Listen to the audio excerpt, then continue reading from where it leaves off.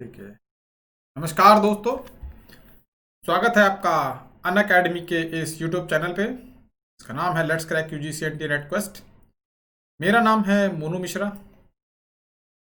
मैं आपका paper one का एडुकेटर हूँ। जी हाँ, मैं पेपर वन पढ़ाता हूँ यूजीसी एंटी नेट का। और काफ़ी सारे सब्जेक्ट पढ़ाता हूँ और काफ़ी अच्छे से पढ़ाता हूँ। आपको पढ़ने के बाद शायद लगेगा। तो हम स्टार्ट करते हैं आज का वीडियो। सबसे पहली चीज़ है, मैं आपका बहुत बहुत स्वागत करूंगा अन अकेडमी पे, जो इंडिया का सबसे बड़ा और ऑनलाइन लर्निंग प्लेटफॉर्म है, इंडिया लार्जेस्ट लर्निंग प्लेटफॉर्म, जहां हम सब मिलकर कोशिश करेंगे कि एनटीए यूजीसी नेट का एग्जाम क्वालिफाई कर लें।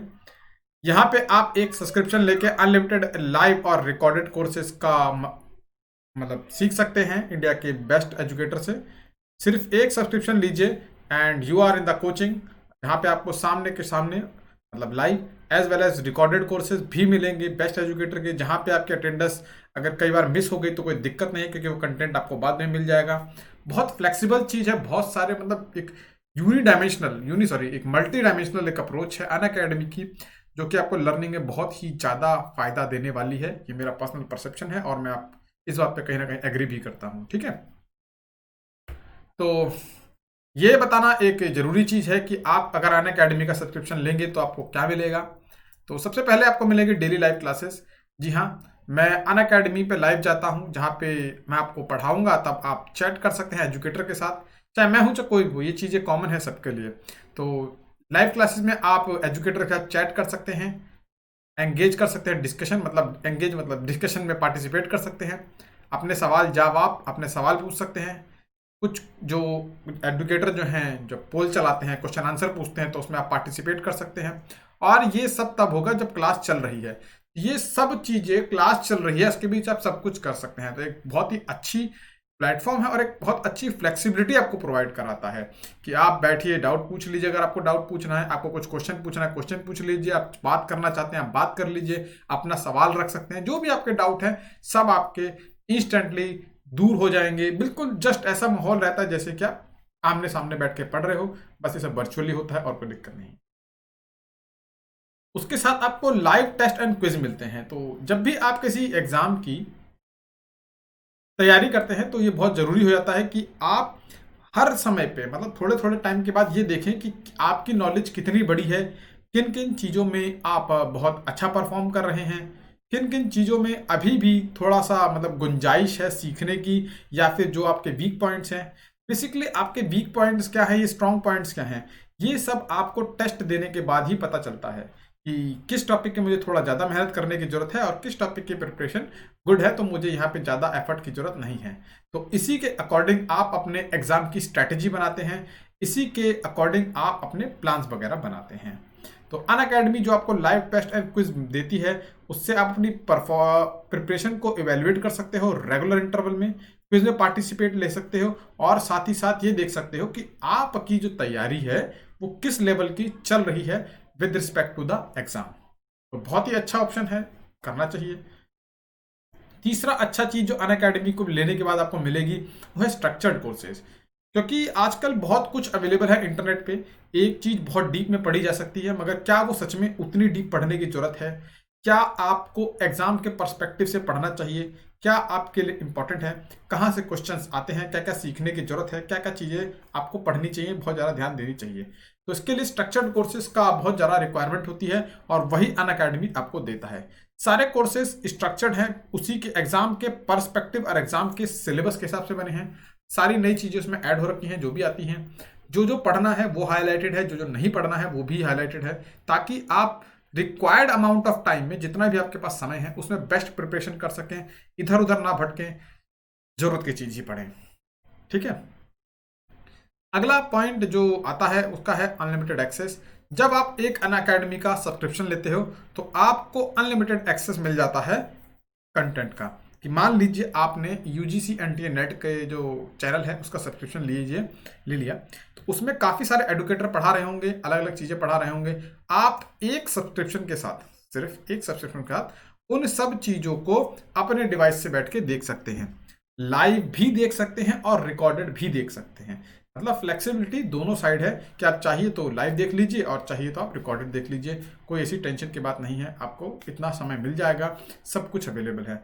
मतलब घर पे बैठ के एक डिवाइस के साथ आप लाइव भी पढ़ सकते हैं, लाइव मिस हो गया तो उसका रिकॉर्डिंग देख सकते हैं, या फिर उससे पहले की कोई रिकॉर्डेड लेक्चर है वो भी देख सकते हैं। बहुत फ्लेक्सिबिलिटी है, और एक नहीं काफ़ी सारे टीचर से पढ़ सकते हैं, क्योंकि एक सब्सक्रिप्शन से आप सारा कंटेंट देख सकते हो। तो मेरा देखिए, तीसरे का दूसरे का देखिए, तीसरे का देखिए, जिसका आपको सही लगे उसका कंटेंट देखिए। कोई रिस्ट्रिक्शन नहीं है, काफ़ी ओपन मतलब चीज़ें हैं यहाँ पे। अच्छा है, मुझे अच्छा लगता है। अगला चीज़ ऑब्वियसली आपको, जब आप एक चीज़ कर रहे होते हैं तो आपको अपने एडुकेटर के बारे में बातें होना बहुत ज़रूरी है। तो मेरा नाम है डॉक्टर मोनू मिश्रा। मैंने पीएचडी करी है फिजिक्स में from the NPL national physical laboratory, हमारे भारत की राष्ट्रीय भौतिक प्रयोगशाला, इंड फिजिक्स की सबसे बड़ी लैब। और मैं एट प्रेजेंट सीनियर साइंटिस्ट हूँ आईआईटी दिल्ली में, सॉरी आईआईटी दिल्ली में। 3 साल का मुझको टीचिंग एक्सपीरियंस है यूजीसी एनटीए नेट के पेपर को पढ़ाने का। 3 साल से मैं पढ़ा रहा हूँ, तो मुझे आइडिया है कि क्या चीज़ें इंपॉर्टेंट है एग्जाम के पर्सपेक्टिव से, क्या क्या चीज़ आपको पढ़ना चाहिए, क्या क्या चीज़ों पे आपको ज़्यादा ध्यान देना है, कहाँ पे कम देना है, सब कुछ बता देंगे, कोई टेंशन की बात नहीं। रिसर्च मेरी काफ़ी स्ट्रांग थी, तो इसीलिए मैंने 50 से ज़्यादा रिसर्च पेपर पब्लिश करे हैं अपनी पीएचडी में। जस्ट अभी तो पीएचडी हुई है, ठीक है। पीएचडी 50 से ज़्यादा पेपर पब्लिश करे हैं, सारे के सारे स्कोपस इंडेक्स हैं, मतलब सारे के सारे पीयर रिव्यूड हैं, यूजीसी एफिलिएटेड है, इंटरनेशनल है, कोई नेशनल जर्नल नहीं है, को सारे इंटरनेशनल जर्नल हैं। सब के सब फ्री जर्नल थे। जो भी आपको डिटेल चाहिए मेरी मिल जाएगी, लिंक्डइन पे आपको मिल जाएगी, रिसर्च गेट पे मिल जाएगी, गूगल स्कॉलर पे मिल जाएगी, मेरी वेबसाइट पे monumisra.com मिल जाएगी आपको, मेरे यूट्यूब चैनल मोनू मिश्रा पे, ठीक है। एवरीथिंग इज अवेलेबल, आप जाके देख सकते हैं। उसके अलावा मैंने काफ़ी, मेरा रिसर्च को काफ़ी ज़्यादा मतलब इंपॉर्टेंस मिली है, काफ़ी सारे अवार्ड भी मिले हैं। तो मुझे काफ़ी सारे नेशनल और इंटरनेशनल लेवल के ऑर्गेनाइजेशन के अवार्ड मिले हैं, जिसमें इंडिया से अवार्ड मिले हैं, CSR DST से, यूएसए से मिले हैं, अमेरिकन वैक्यूम सोसाइटी से, जर्मनी की लिंडाउ नोबल लोरेट मीटिंग, तो नोबल का वहाँ पे मिला है मुझे पार्टिसिपेशन के लिए, फेलोशिप। मुझे फ्रांस से अवार्ड मिले हैं, सर्न से, सॉरी सर्न कह रहा हूँ, ईसॉन से, सेफिप्रा से, इटली में ICTP से, नेदरलैंड्स में अल्जेवियर से। काफ़ी सारे मुझे अवार्ड मिले हैं, जिनका ब्यौरा अगेन मेरी वेबसाइट पे अवेलेबल है। यूट्यूब पे 3 दिन है, मंडे वेडनेसडे फ्राइडे। हो सकता है थोड़ा बहुत चेंज करूं, तो नवंबर का वेट कीजिए, नवंबर के बाद चेंजेस होने की गुंजाइश है, मगर अभी डिसाइडेड है मंडे वेडनेसडे फ्राइडे लाइव आता हूं। आप चाहे तो बाद में रिकॉर्डिंग देख सकते हैं, कोई दिक्कत की बात नहीं है, सब कुछ अवेलेबल है। इन तीनों दिन मैं 2 सेशन लेता हूँ, सेशन 1 और session 2।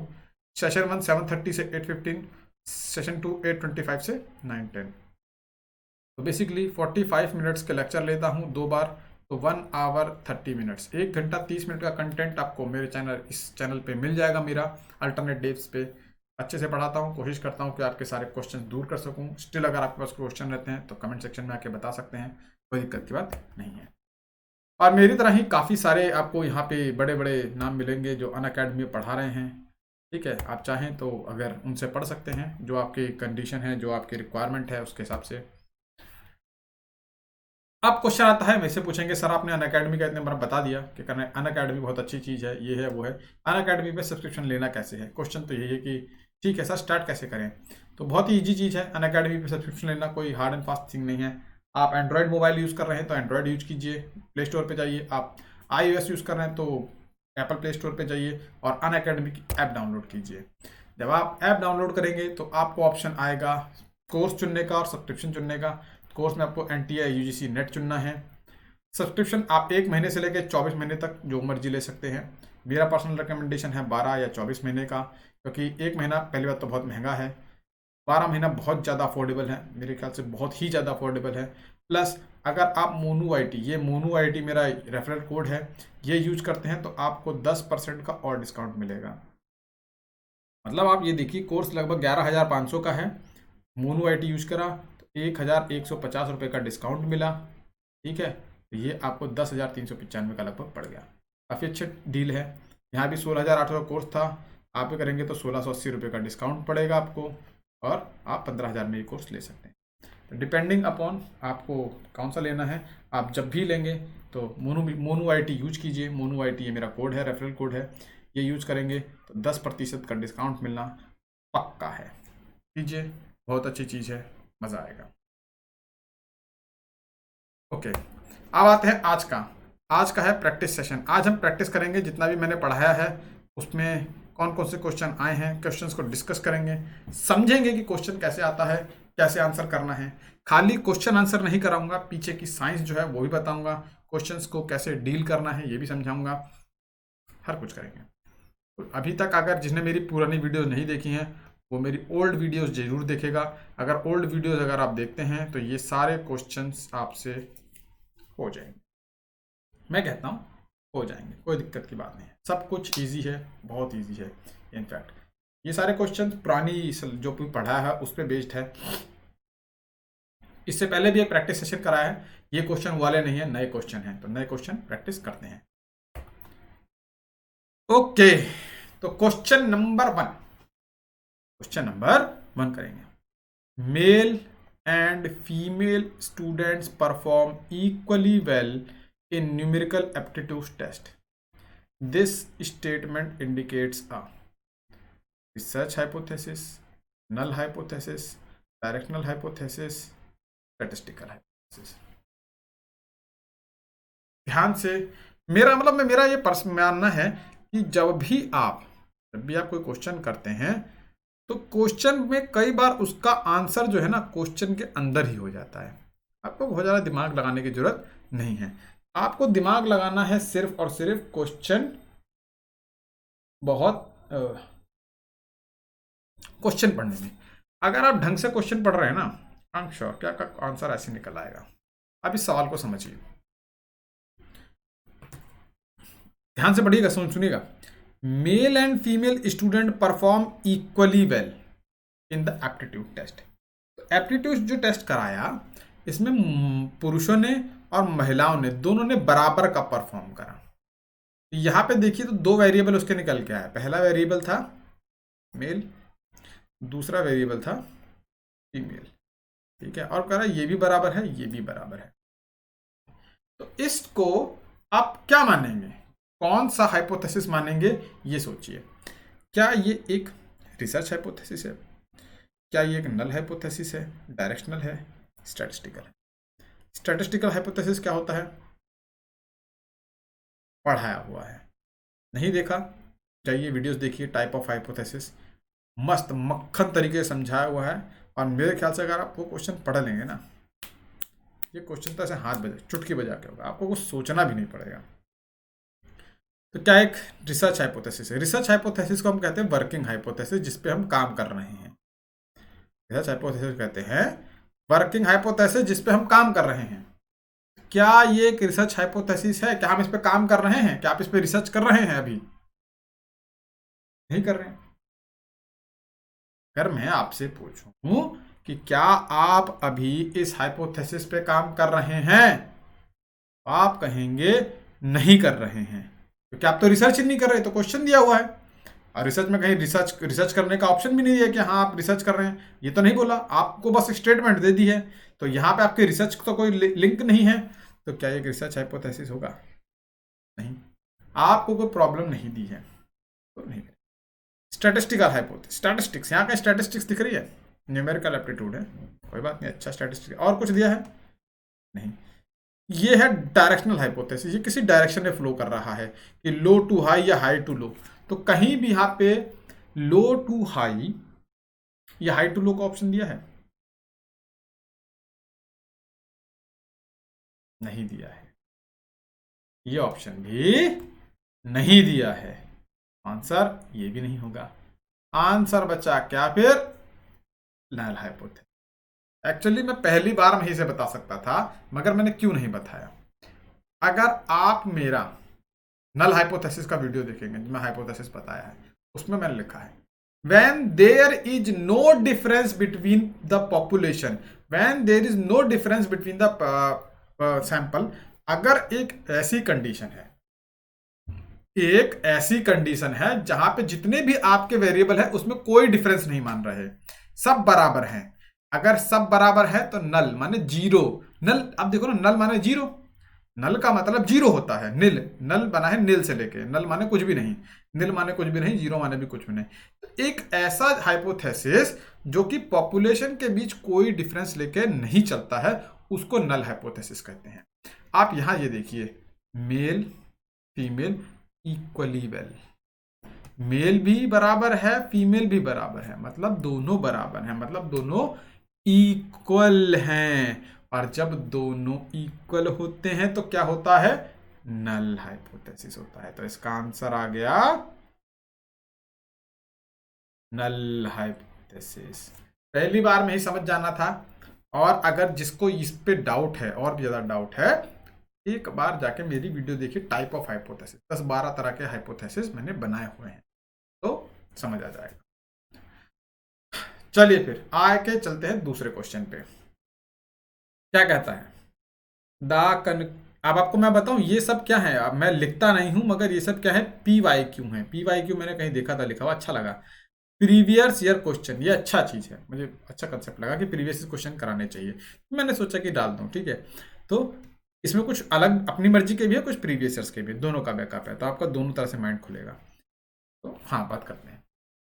The conclusions findings of which type of research cannot be generalized to other situation।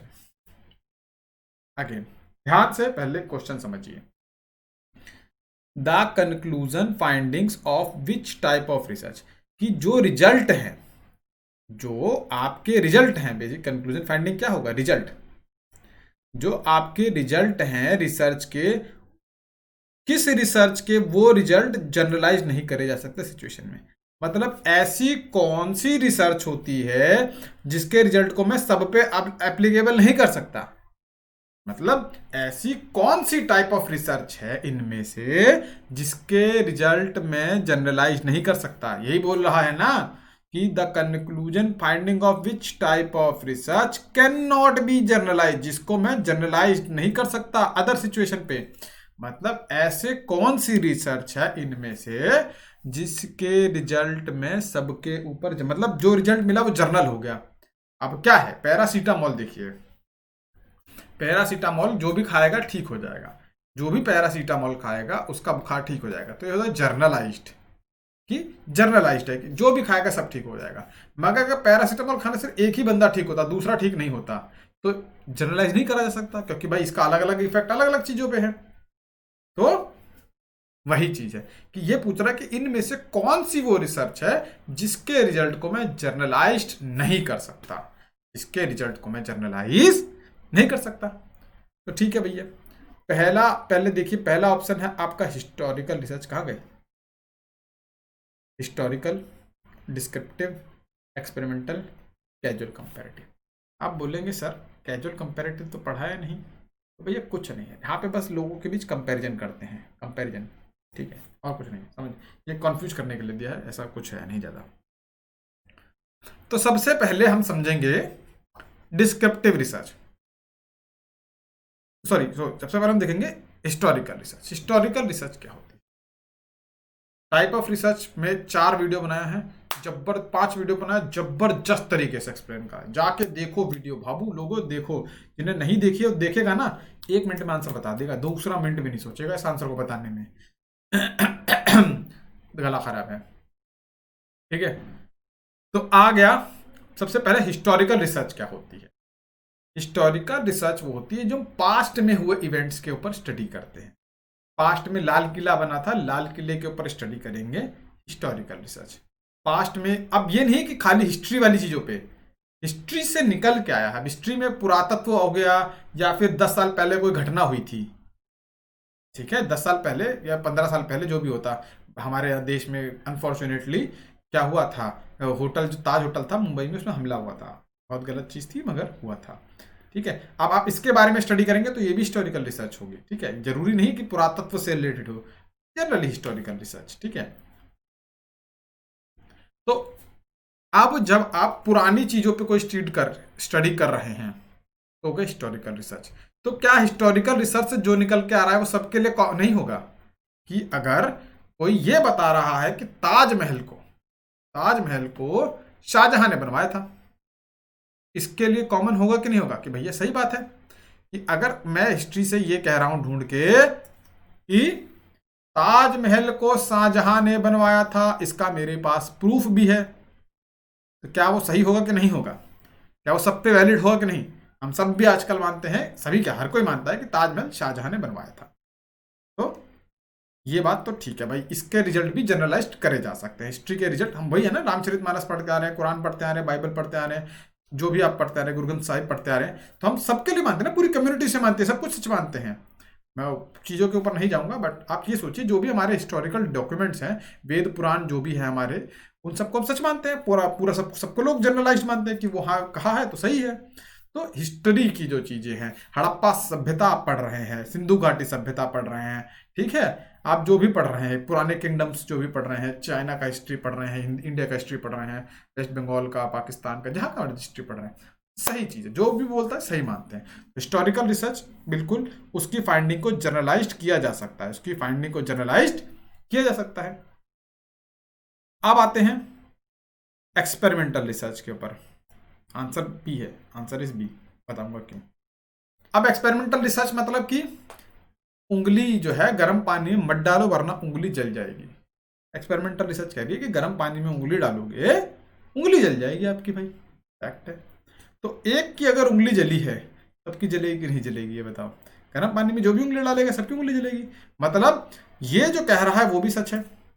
ये अगर क्योंकि एक्सपेरिमेंट करके आप देख रहे हो ना, कि मैंने एक्सपेरिमेंट करा कि पटाखे पे माचिस लगाई तो पटाखा दगेगा, भट्ट से फूट जाएगा, गर्म पानी में उंगली डालूंगा उंगली जल जाएगी, ठीक है, अपने पैर के ऊपर कुल्हाड़ी मारूंगा पैर कट जाएगा, ठीक है, जो भी कुछ सपोज का।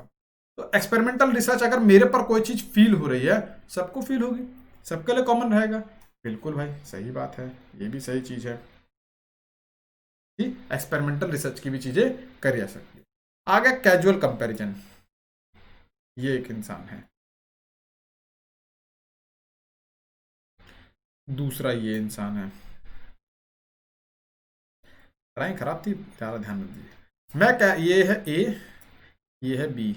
मैंने कहा कंपैरिजन में कि बी बड़ा है ए से, तो ये जनरलाइज्ड है कि नहीं है कि जो भी देखेगा कहेगा कि बी बड़ा है ए से, कहेगा कि नहीं कहेगा? कहेगा। भाई दिख ही रहा है कि बी बड़ा है ए छोटा है, दिख ही रहा है, ठीक है। मगर मगर डिस्क्रिप्टिव रिसर्च क्या होती है? डिस्क्रिप्टिव रिसर्च क्या होती है? डिस्क्रिप्टिव रिसर्च डिस्क्राइब करना, क्या, कहाँ, कैसे। मान लीजिए मैं हूं एक इंसान हूं, मैं हूं एक इंसान हूं, मैंने कहा कि मोदी सरकार बहुत अच्छा काम कर, मैंने ऑब्जर्व किया अपने हिसाब से, मुझे देखा ये प्रोजेक्ट बना दिया, आईआईटी खोल दिए, काम दे, बाकी किसी की नज़र में नहीं काम कर रही होगी, कुछ की नज़र में कर रही होगी, कुछ नहीं, तो ये जनरलाइज नहीं करा सकता ना। मान लीजिए मैं कह रहा हूं कि ए अच्छा है बी से, तो हो सकता है ए मेरा मित्र हो, ये मेरा मित्र हो, मेरे से अच्छे से बात करता हो, मुझे खिलाता पिलाता हो, मुझे बाहर घुमाता हो, तो मैं तो हमेशा कहूंगा ए मेरा मित्र है। मगर क्या गुण किसी के, अब मान लो कोई दूसरा इंसान है, उसके ए से दुश्मनी हो, तो क्या वो उसके लिए अच्छा होगा? नहीं ना, उसे खिलाएगा पिलाएगा ना घुमाने ले जाएगा। तो डिस्क्रिप्ट, जब आप किसी के बारे में लक्षण बताते हो, हर किसी को, किसी के बारे में जब डिस्क्राइब करते हो तो अलग अलग है, कि एक ही इंसान को, एक कुत्ता ही खड़ा कर दो, चार लोगों से पूछो, चार लोग अलग अलग बातें कहेंगे, कोई कान बताएगा उसके, कोई नाक के बारे में बताएगा, पूंछ के बारे में, कोई दांत के बारे में, अलग अलग। किसी भी चीज का डिस्क्रिप्शन सेम नहीं हो सकता, ठीक है।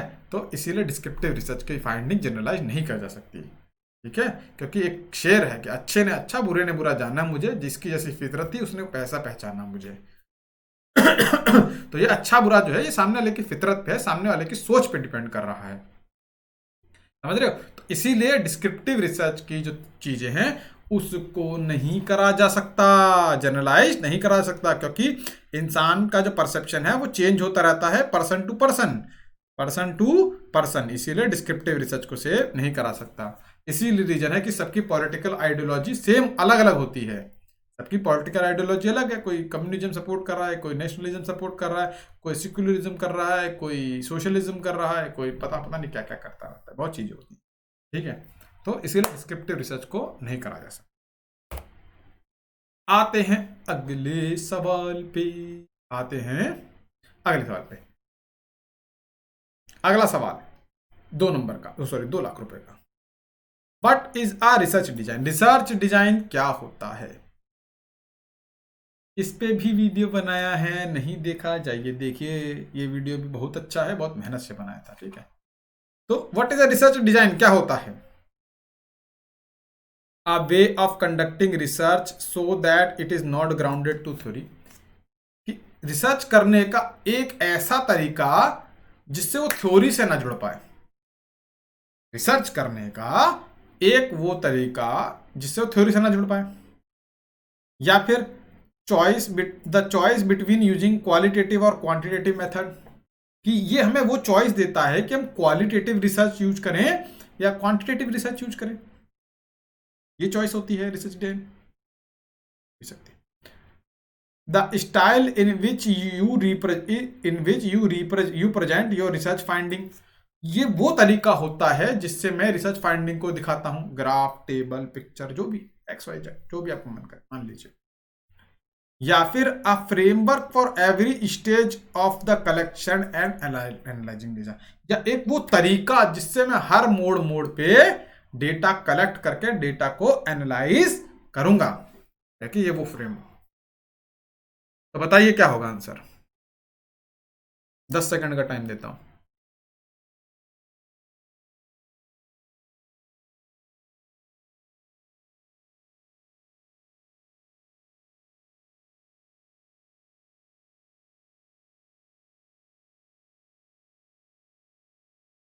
तो भैया सबसे पहले आपको पता होना चाहिए कि रिसर्च का डिजाइन है क्या, but is a research design. पहले पढ़ाया है, वीडियो देखेंगे।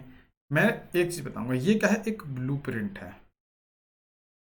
ब्लूप्रिंट मतलब मुझे दिल्ली से अमृतसर जाना है, दिल्ली से अमृतसर जाना है, कब जाना है, कैसे जाना है, क्यों जाना है, कौन सा व्हीकल लूंगा, कितने पैसे लगेंगे, वहां कितने बजे पहुंचूंगा, फिर वहां से अपने घर कैसे जाऊं।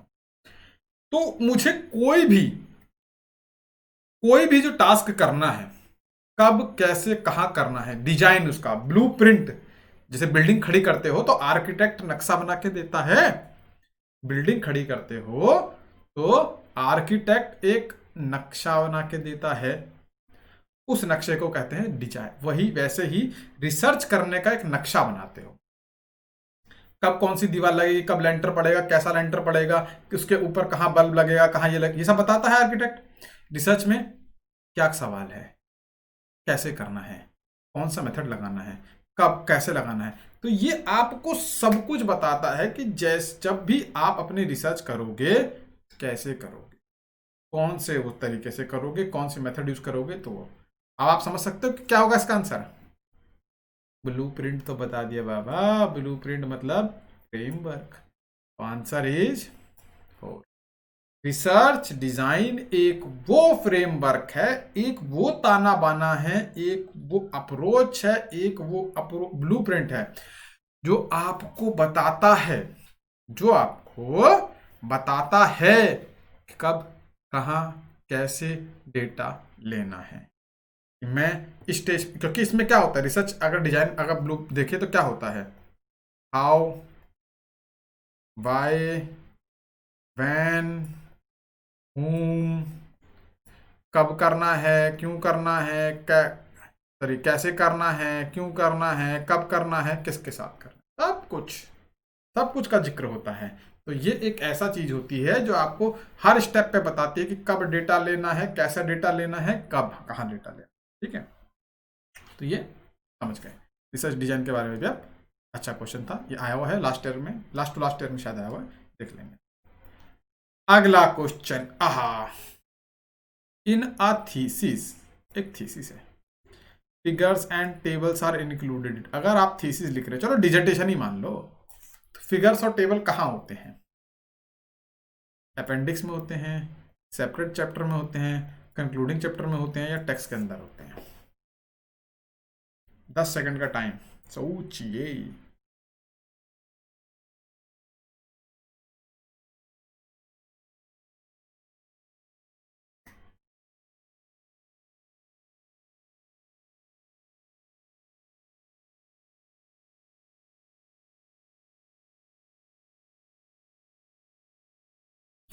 चलिए, पहली बात तो थीसिस क्या होती है, थीसिस मैंने बताया है, इसके बारे में अलग से पढ़ाऊंगा।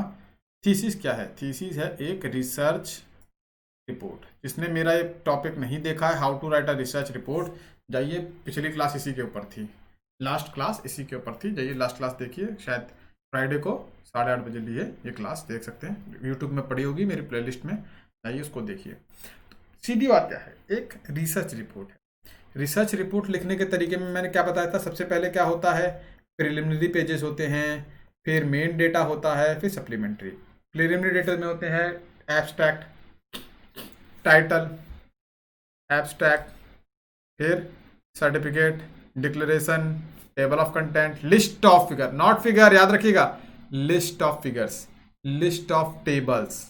तो ये लिस्ट बनाई जाती है, मगर ओरिजिनल फिगर कहाँ डाली जाती है? अपेंडिक्स में डाली जाती है?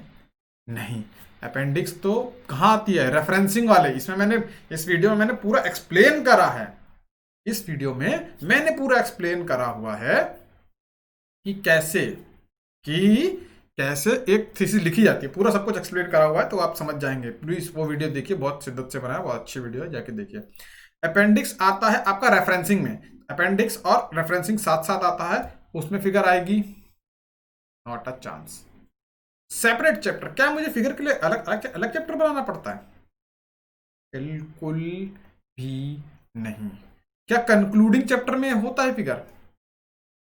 बिल्कुल भी नहीं, क्योंकि कंक्लूडिंग चैप्टर में मैं लिखता हूं कि क्या मेरी स्टडी की लिमिटेशन है, क्या मुझे पता चला, क्या डेटा है, क्या डेटा का इंटरप्रिटेशन है, क्या उसका आउटकम है, क्या लिमिटेशंस हैं, क्या फ्यूचर प्लान है, ये चीजें। आंसर कहाँ बचा रे बबुआ?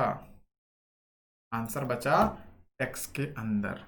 और बचा नहीं, ये वही तरीका है, ऐसे ही होता है कि आपने लिखा कि ये स्टडी मैंने करते हुए ये पाएगा, देखिए फिगर के अंदर, तो ये फिगर यहाँ डाल दी, फिर उसके नीचे लिखने लग गए, फिर अगले पे फिर ये फिगर डाल दी। तो बीच में ही लिखते हैं हमेशा, फिगर को है थीसिस के या फिर डिसर्टेशन के बीच में डालते हैं। जहां जहां ऊपर एक्सप्लेनेशन लिख रहे हो, नीचे फिगर डाल दी या फिर ऊपर फिगर डाल दी, कहीं भी डाल दी, मगर टेक्स्ट के अंदर ही रहती है।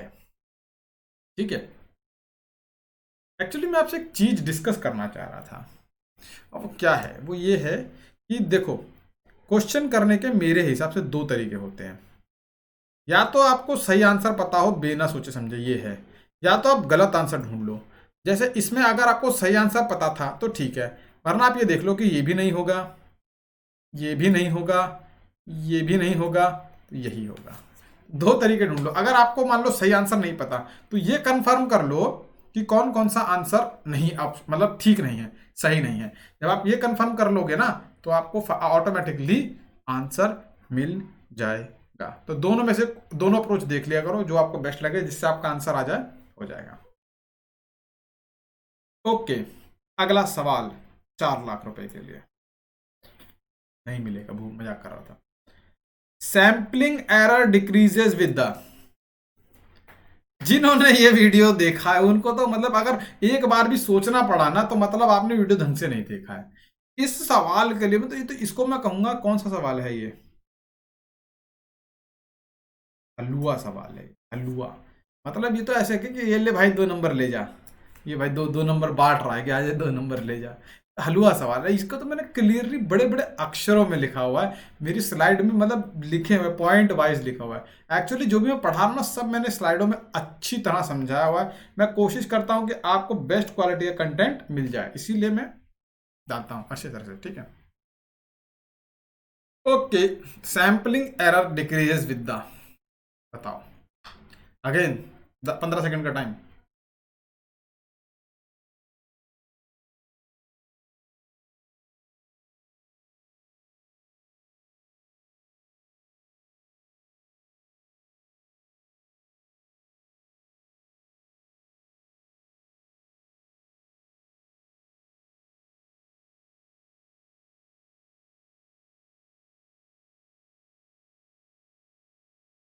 नहीं पता?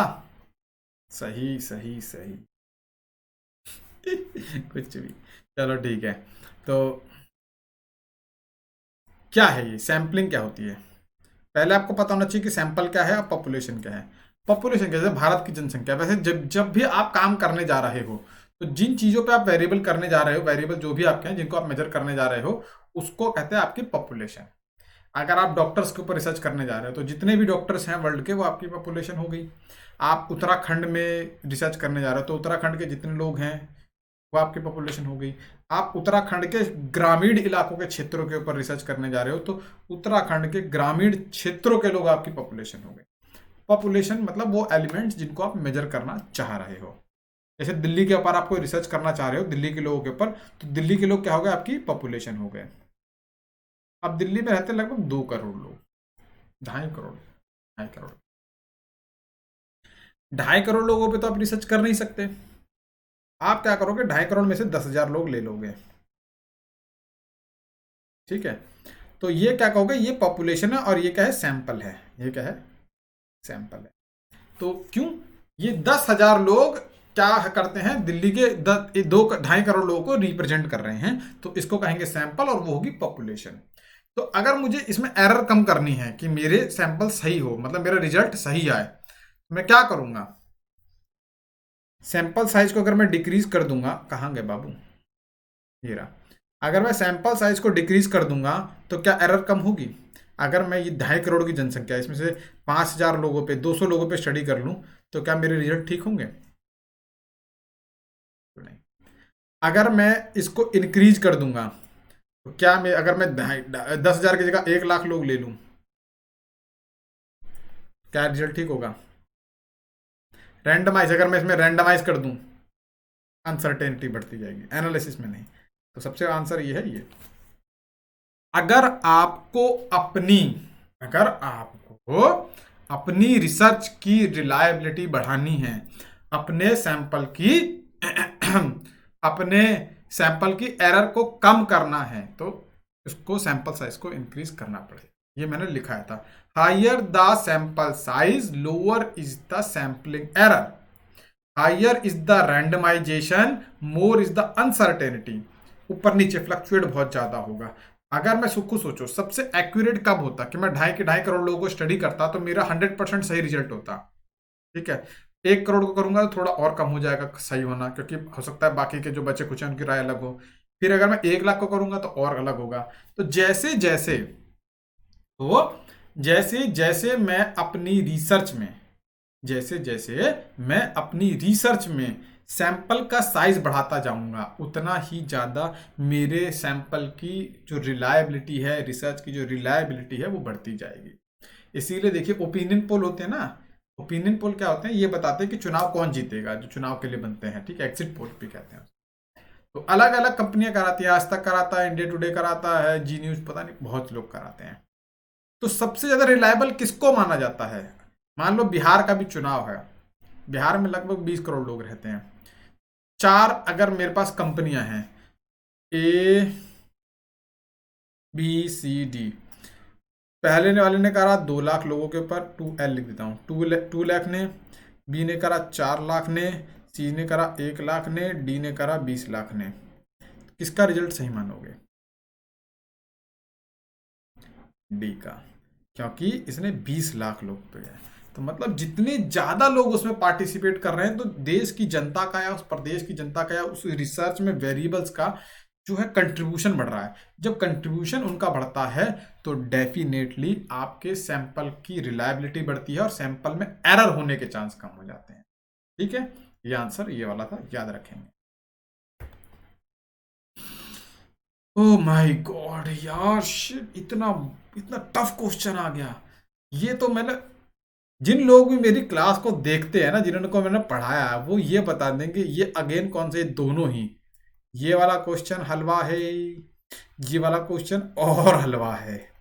मतलब ये दोनों हलवा हलवा क्वेश्चन है कि आ भाई 2 नंबर ले जाओ, 2 नंबर ले जाओ, 2 नंबर ले जाओ।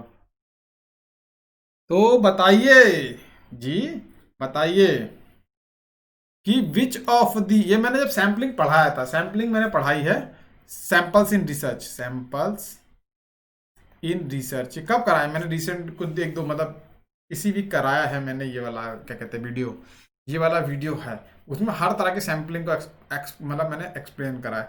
मगर मैंने उस समय ये भी बताया था कि किस टाइप का क्वेश्चन आएगा, और आप यकीन मानिए ये क्वेश्चन एक बार नहीं बहुत बार आया है। और ये है PYQ, प्रीवियस क्वेश्चन है, ये अपनी मर्जी से नहीं दिया, ये तो प्रीवियस ईयर क्वेश्चन है, इससे हलवा क्वेश्चन तो आ ही नहीं सकता। ये तो बल्ले बल्ले है कि आप नंबर ले जाओ मुझसे।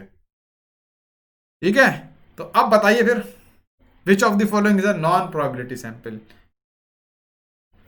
क्या सिंपल रैंडम नॉन प्रोबेबिलिटी है, क्या परपसिव है, क्या सिस्टमेटिक है, या स्ट्रेटिफाइड है? इसका आंसर मुझे पता आप सही दोगे, फिर भी 10 सेकंड का टाइम दिया। चलो सोचो।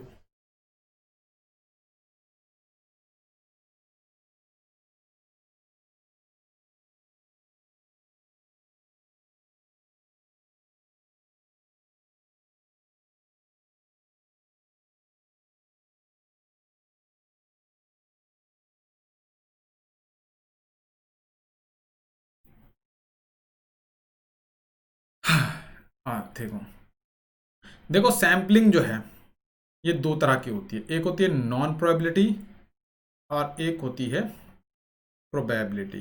एक होती है प्रोबेबिलिटी। नॉन प्रोबेबिलिटी प्रोबेबिलिटी में डिफरेंस क्या है? मान लो आपके पास ये 10 मतलब 100 है, 100 आपके पास वेरिएबल है, 100 वेरिएबल को आपको मेजर करना है।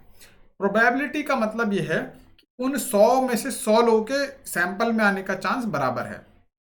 आपके पास 100 लोगों की पॉपुलेशन है, आप 10 सैंपल लेना चाहते हो, मतलब 100 लोगों की पॉपुलेशन में से 10 सैंपल आप लेना चाहते हो। तो प्रोबेबिलिटी की सैंपलिंग वो होगी कि 100 में से जो 10 लोग हैं ना, जो 10 लोग चुनने हैं, 100 में से 100 के चांसेस हैं कि वो उन 10 में आ सकते हैं, मतलब सबका इक्वल चांस है या फिर कुछ भी चांस है कि वो सैंपल में आ सकते हैं, मतलब सबके सैंपल में आने का चांस है। इसे कहेंगे प्रोबेबिलिटी वाली सैंपलिंग। दूसरी होती है नॉन प्रोबेबिलिटी वाली सैंपलिंग। नॉन प्रोबेबिलिटी वाली सैंपलिंग में क्या होता है, सबके आने का चांस नहीं होता। 100 में से 100 के चांसेस नहीं है, आप अपने हिसाब से सैंपल चुन सकते हो। मतलब सबके सैंपल में होने का चांस, जो 100 लोग थे उनके सैंपल में मतलब 10 लोगों में आने का चांस नहीं है, तो इसे कहते हैं नॉन प्रोबेबिलिटी सैंपलिंग। तो प्रोबेबिलिटी सैंपलिंग भी 4 तरह की होती है, नॉन प्रोबेबिलिटी सैंपलिंग भी 4 तरह की होती है। अभी कौन से 4 तरीके हैं, इसके लिए तो वीडियो देखना पड़ेगा। ठीक है, तो वो देखिएगा, आपको पता चल जाएगा। इसका आंसर है बी, पर्पसिव। पर्पसिव सैंपलिंग, आप पर्पस के हिसाब से कर रहे हो। पर्पस है जजमेंटल, जजमेंटल भी कहते हैं इसे। तो जजमेंट या अपने पर्पस के हिसाब से जब आप सैंपलिंग करते हो तो वो नॉन प्रोबेबिलिस्टिक होती है, क्योंकि सबके आने का चांस नहीं है। आप अपने हिसाब से देखोगे कि हाँ इसको रिसर्च में आना चाहिए, इसको रिसर्च में नहीं आना चाहिए। तो वहाँ सब जो लोग हैं, जो 100 के 100 लोग हैं, उसका 10 के सैंपल में आने का चांस नहीं है, तो इसीलिए नॉन प्रोबेबिलिस्टिक सैंपलिंग होगी। ऐसे क्वेश्चन बहुत बार आए हैं, आपको बस याद रखना है कि प्रोबेबिलिटी वाले 4 कौन से हैं, नॉन प्रोबेबिलिटी वाले 4 कौन से हैं। 4 तरह की प्रोबेबिलिस्टिक सैंपलिंग होती है और 4 ही तरह की नॉन प्रोबेबिलिस्टिक सैंपलिंग होती है। ये आपको याद रखना है। इससे खटाखट ऐसा ही क्वेश्चन आएगा, हेल्वा क्वेश्चन। हेल्वा क्वेश्चन आप कर सकते हैं जस्ट वैसे देखें। ठीक है, ओके। मेरे को 2 नंबर मिल गए, आपको मिले कि नहीं? देखिए अगला है research stream of immediate application. अब ये क्वेश्चन अगर किसी ने नहीं बताया ना, वो तो समझ लो वो पढ़ता ही नहीं, उन्होंने बिल्कुल पढ़ाई त्याग दी है, समझ लो वो त्यागी हो गया है, पढ़ाई त्यागी। क्या आंसर है इसका? तो आंसर पता है, सभी को पता है। ये तो मैंने लास्ट वीडियो में भी, जो लास्ट प्रैक्टिस सेशन में था उसमें भी आया था। आप ये सोचो, ये इतना इंपॉर्टेंट है ना, ये क्वेश्चन बहुत बार रिपीट हुआ है, इतना इंपॉर्टेंट टॉपिक है। और इसका क्वेश्चन मतलब जस्ट वन थिंग है, मुझे पता है आंसर क्या, आप भी लोग आंसर बता सकते हो 1 मिनट में। इसका आंसर है एक्शन रिसर्च। जो इमीडिएट एप्लीकेशन होती है वो होती है एक्शन रिसर्च। जब मैंने इसका जो पढ़ाया था, इसके कंसेप्ट बताए थे, तब भी मैंने इसको बहुत अच्छी तरह एक्सप्लेन करा था। आप जाइए एक बार देखिए, आपको सब आइडिया लग जाएगा, कोई दिक्कत की बात नहीं है। तो जाइए सीखिए, आपको आंसर मिल जाएंगे, कोई टेंशन की बात नहीं है, कोई टेंशन की बात नहीं है। एक्शन रिसर्च, कंसेप्चुअल रिसर्च क्या होती है? जो कंसेप्ट पे बेस्ड होती है, जैसे माइंडफुल इमेजेस, फ्रीडम, पॉवर्टी, गरीबी क्या है, heaven, heaven is a state of mind not a location. Concepts. Fundamental research जो फंडामेंटल प्रिंसिपल पे बेस्ड होती है, जैसे कि ग्रेविटी, मोशन, ये सब चीज़ें, बॉयल्स लॉ, चार्ल्स लॉ, जो केमिस्ट्री फिजिक्स के लॉ होते हैं सारे थ्योरी वाले, जहाँ से थ्योरी बनती है आपकी।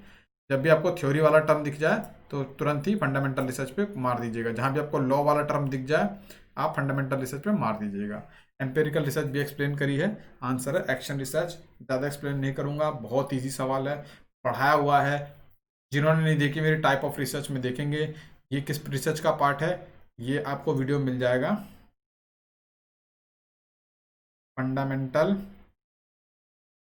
Versus applied versus action. मेरी साफ इसलिए नहीं है क्योंकि मैं माउस से लिख रहा हूँ, अगर पैड होता तो और अच्छा लिखा जाता। मगर ये एक वीडियो बनाई है मैंने टाइप ऑफ रिसर्च में, फंडामेंटल अप्लाइड वर्सेस एक्शन, इस टाइप इसमें ये आपको सारे एक्सप्लेनेशन मिल जाएंगे। और आप मैं आपको फिर बता दे रहा हूँ, दिस टॉपिक इमीडिएट, जहां भी आपको इमीडिएट दिख जाए ना, आंखें बंद करके एक्शन रिसर्च को टिक कर देना। इमीडिएट बोले तो एक्शन रिसर्च, इमीडिएट बोले तो एक्शन रिसर्च। और इस क्वेश्चन के आने के चांस 70% रहते हैं। बहुत इंपॉर्टेंट है, बहुत ही ज़्यादा इंपॉर्टेंट है। तो ये भी इंपॉर्टेंट है, ये दोनों बहुत इंपॉर्टेंट है। यहाँ से बहुत ज़्यादा चांसेस रहते हैं सवाल के आने के, तो याद रखेंगे। जब भी होगा टिक मार देंगे, सोचिए मत, टिक मारिए। अगला सवाल, ओहो,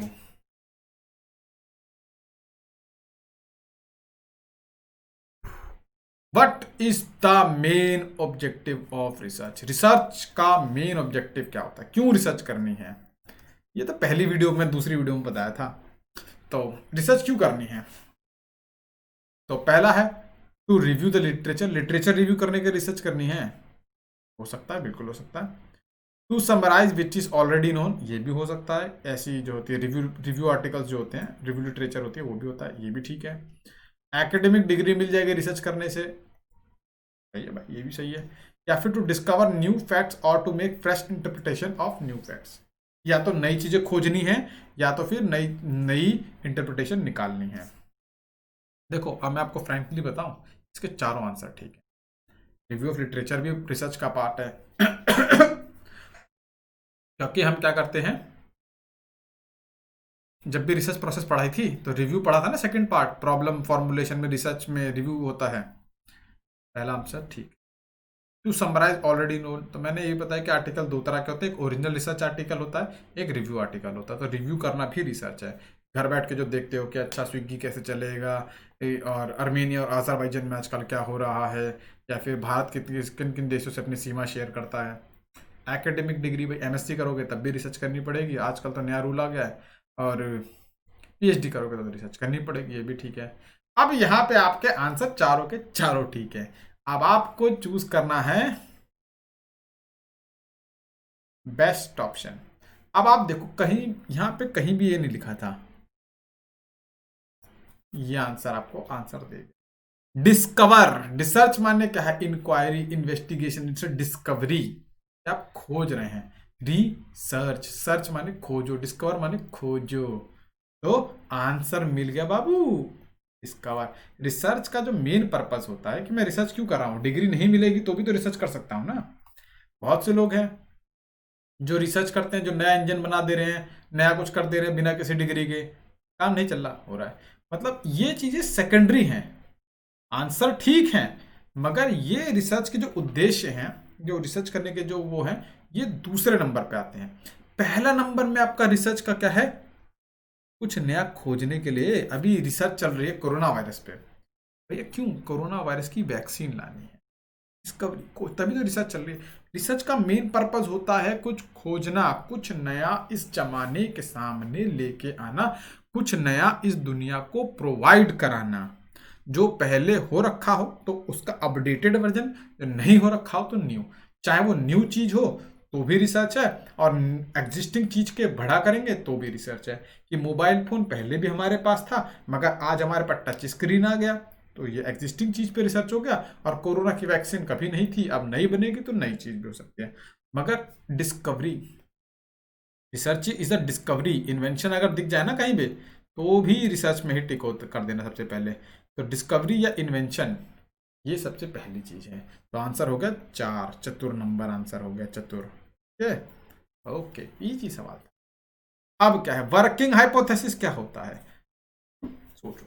एक्चुअली ये मैंने पढ़ाया है टाइप ऑफ हाइपोथेसिस में, तो उसमें मैंने पढ़ाया है type of hypothesis, null, alternate, statistical, directional, non directional, working, empirical, सब टाइप के हाइपोथेसिस बनाए हैं।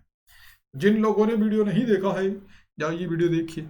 आपको मैं बताऊं, मतलब मुझे कई बार ये लगता है कि मैं बहुत अच्छा पढ़ाता हूँ, ऐसा लगता है, हो भी सकता है नहीं भी हो सकता है।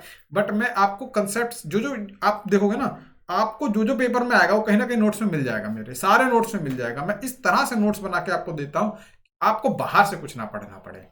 तो ये सारे के सारे क्वेश्चन आपको कहीं मिल जाएंगे उसमें से, ठीक है। अगर फिर भी कुछ छूटता है, ऑब्वियसली सब कुछ तो मैं कर नहीं सकता, छूटता तो मुझे कमेंट सेक्शन में जाके बताइएगा प्लीज, ठीक है।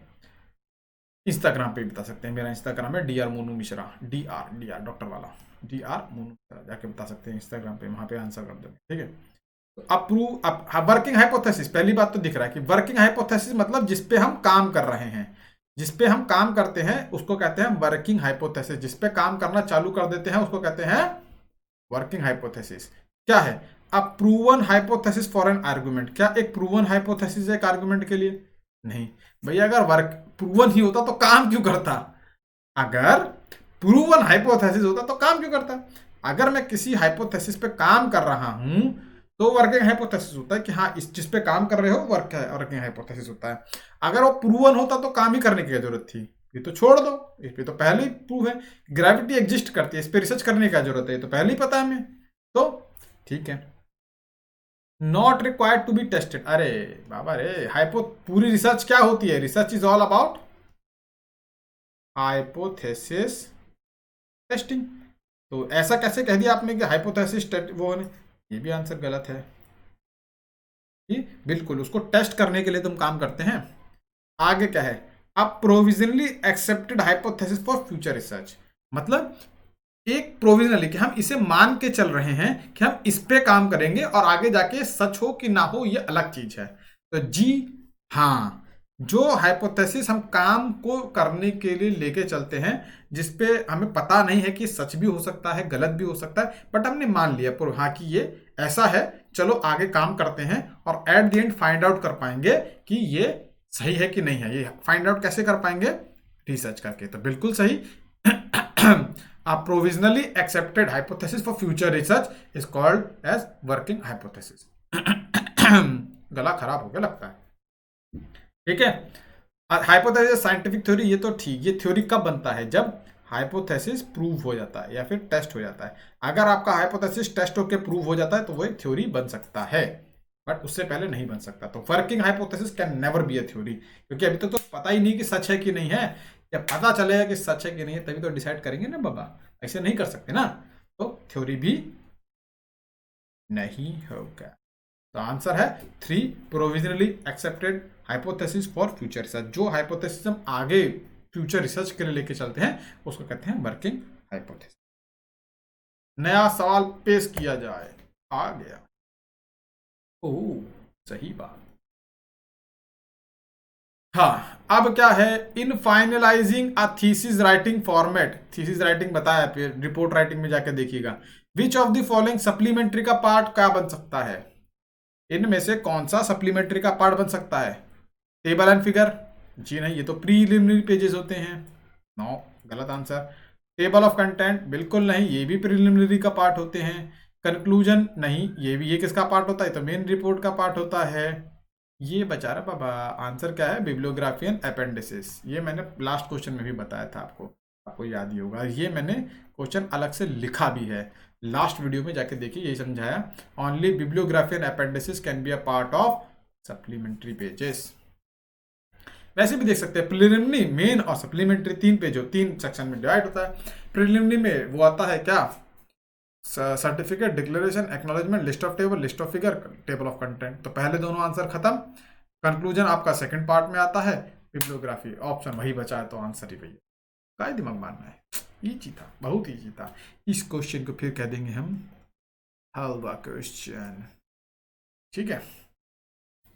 ओके, अब रिसर्च के कौन कौन से स्टेटमेंट ठीक है इनमें से, ये बताना है। अच्छा क्वेश्चन है, मजा आएगा। Research refers to a series of systematic activities undertaken to find out solution of a problem. Research में एक सिस्टमैटिक एक्टिविटी है जिसमें हम रिसर्च प्रॉब्लम को फाइंड आउट करते हैं। तो जो मैंने डेफिनेशन लिखवाई थी उसमें लिखा था सिस्टमैटिक एक्टिविटी। ये सिस्टमैटिक बोल दिया मतलब ये आंसर होगा। सिस्टमैटिक एक्टिविटी होती है, ठीक है, सिस्टमैटिक एक्टिविटी ही होती है to find out the solution. बिल्कुल हाँ, solution of the problem. Corona virus क्यों चाहिए? कोरोना वायरस की वैक्सीन क्यों चाहिए? वायरस को मारने के लिए। तो बिल्कुल सही, एग्जैक्टली ये पॉइंट बिल्कुल फिट है। दूसरा क्या है, it is a systematic logical unbiased process wherein verification of hypothesis data analysis interpretation formation principle can be done. मतलब ये एक सिस्टमैटिक प्रोसेस है, लॉजिकल प्रोसेस है, अनबायस्ड। अनबायस्ड मतलब फ्री फ्रॉम एरर या फिर पर्सनल फेवरिज्म, जहां पे हम वेरीफाई करते हैं हाइपोथेसिस, डेटे का एनालाइज करते हैं, डेटा इंटरप्रेटेड करते हैं, फॉर्मुलेशन। अरे भाई सभी कुछ कह दिया इसमें, तो ये तो आंसर होना ही होना है, ये तो आंसर होना ही होना है। अब क्या, it is an intellectual activity और क्वेरी टू, ओहो इंटेलेक्चुअल इंक्वायरी है और quest towards third, quest towards truth.